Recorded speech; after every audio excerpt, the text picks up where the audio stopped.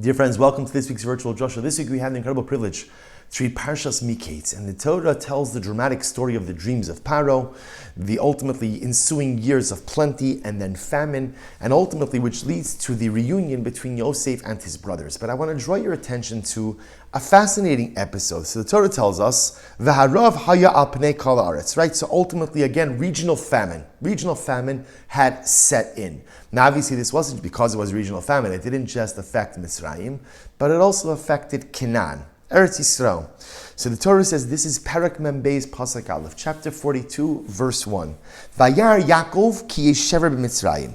Yaakov saw, and Rashi points out prophetically, that there was shever. He saw that there was food. There was food for sale, provisions for sale in Egypt. Vayomer Yaakov lebanov lama tisra'u.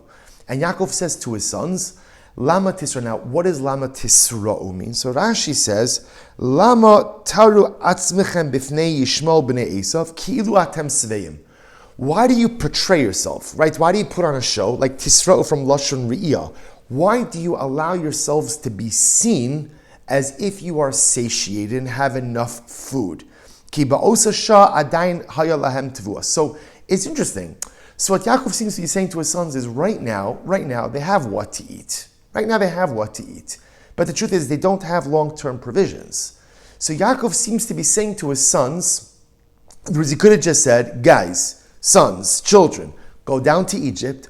Ultimately, again, our supplies are going to be depleted. Go down to Egypt and buy grain. But he says something interesting. He says, why do you make yourself appear as if you have enough to sustain yourselves when in fact we don't? In other words, Yaakov's not saying, guys, there's a famine, let's replenish the supplies. He's talking to his sons.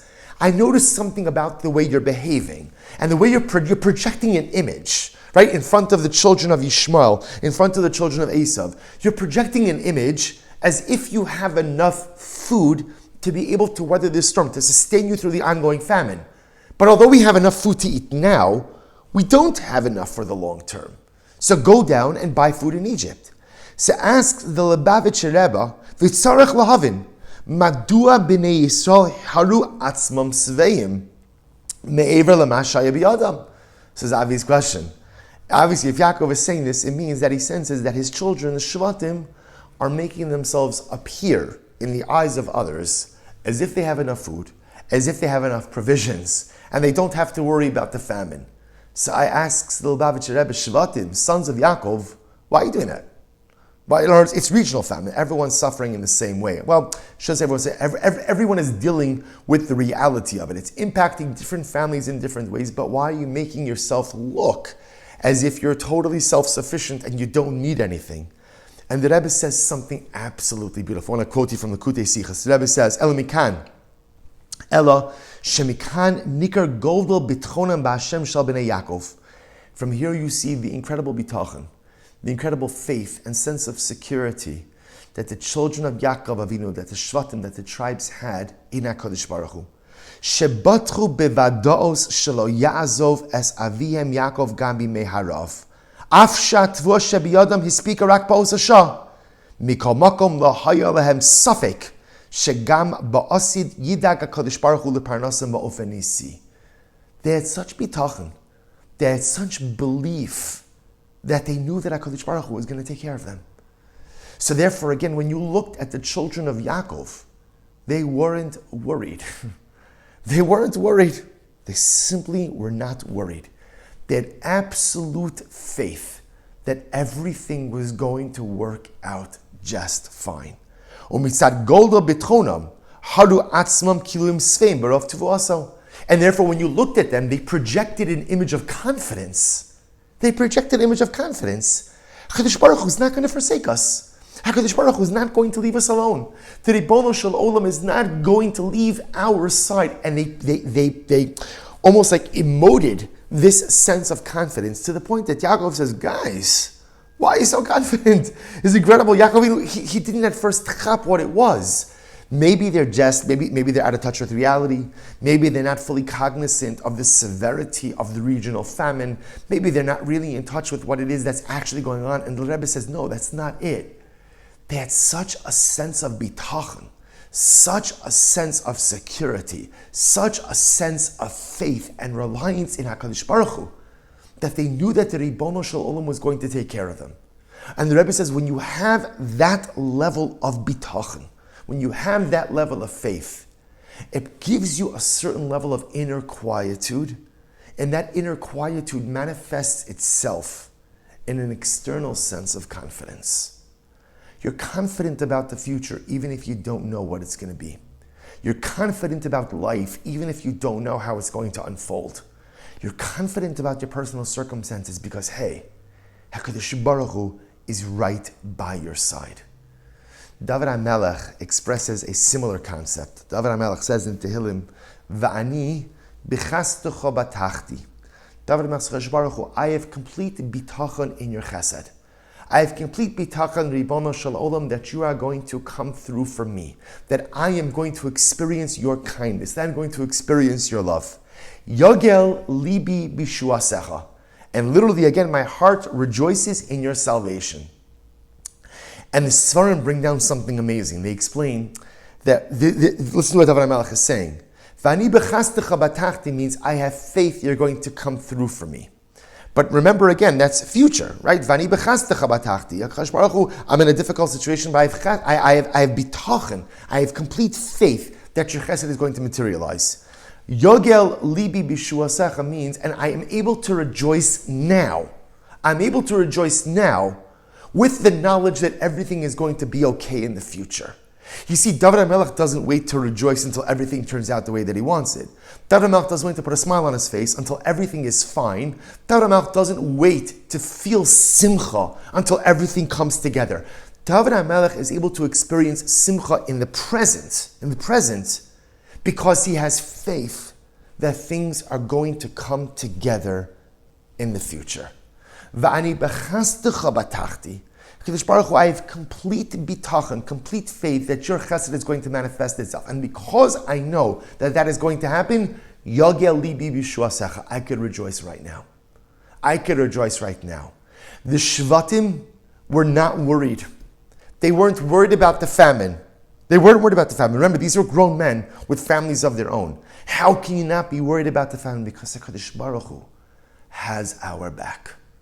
Because the same Ribono Shel Olam that has taken care of us all of these years, who has been by our side every step of the way of life journey, will not abandon us now.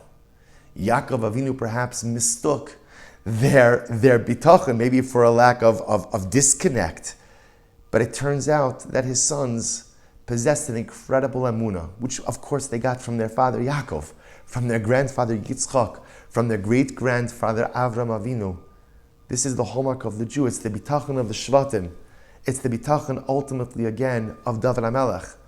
It's the bitachon that allows you to keep a smile on your face in the present, even though things may be difficult, because you know down the road it's going to be okay. It's the bitachon that allows you to remain grounded and not to lose your head in the midst of difficult circumstances. It's the bitachon that whispers in your ear even when you feel so unsettled. It's all going to be okay. And what an incredible and important lesson for us to learn during these days. You know, you see this a lot. One of the most incredible things that we have been zocheh to see over and over in Eretz Yisrael. And I think for me, it's one of the major distinctions between how we, diaspora Jewry, are dealing with this current war, and our brothers and sisters in Eretz Yisrael are dealing with this current war. Here in Eretz Yisrael, there's so much optimism. There's so much hope. So much of it. It's palpable, it's tangible. You go to an army base. And the truth is, there's almost like a simcha. There's a simcha. You speak to people. Of course, there's trepidation, and again, there's angst, and there's all of these things. But there's so much optimism, and there's so much hope, because there's so much bitachon. Because at the end of the day, deep down in the Jewish psyche, what we know is that at the end of the day, HaKadosh Baruch Hu is not going to forsake us. And even though internally our heart is still torn into a million pieces, because we can't stop thinking about our brothers and sisters who are currently still held hostage, in the hands of an unspeakable enemy, unspeakable brutality. And even though, again, we know that our precious soldiers are constantly in harm's way, so there's an inner anxiety, there's an inner angst, and all of the bereaved families, and all of those precious neshamas who are taken from us, who are murdered al Kiddush Hashem on Simchas Torah, and all of the brave soldiers who have fallen, and for the sake of Klal Yisrael and Medinas Yisrael, of course, inside the heart is torn into a million pieces. But there's a bitachon. Chadosh Baruch Hu is not going to abandon us. Chadosh Baruch Hu is not going to leave us on the side. Chadosh Baruch Hu is not going to let go of our hand. He's not going to stop holding on to us. He's been by our side for thousands of years, since the beginning of our story with Avram Avinu. Since the beginning of our story with Adam Arishon. Before the Moshe Bereshis, Baruch Yom Hashem V'Saretz, He's been guiding our lives and guiding our destiny from the beginning. He's not going to stop now. He's been with us every step of the way. And He's not going to leave us now. The Shvatim understood this. And therefore, even in the midst of famine, they emoted a confidence. We've got a Kodesh Baruch Hu, and it's going to be okay. David HaMelech understood this. I believe that you have my back, HaKodesh Baruch Hu. I believe in your chesed. And that allows me to smile and be confident now, even in the midst of difficult and trying times. And dear friends, this is our avodah as well. These are our ancestors. The Shvatim, David HaMelech, the Avos and the Imos, each of them modeling this concept in their own way. May we, their children, be Zochem Yirtzeh Hashem, to internalize this lesson as well. To live life with the knowledge that HaKadosh Baruch Hu is always by our side. He has never left us, even in times of difficulty, misery, and pain. And He will never leave us. And may that knowledge, Emir Hashem, allow us to rejoice in the present, even when there's difficulty and even when there's challenge. And may the knowledge and the feeling of His arms wrapped around us allow us to feel a sense of hope and optimism in the days, in the weeks, in the months, in the years ahead. We should be Zocheh Emir Hashem to a beautiful Erev Shabbos, to an uplifting, magnificent, bitachon-filled Shabbos, and Besoros Tovos for all of Klal Yisrael.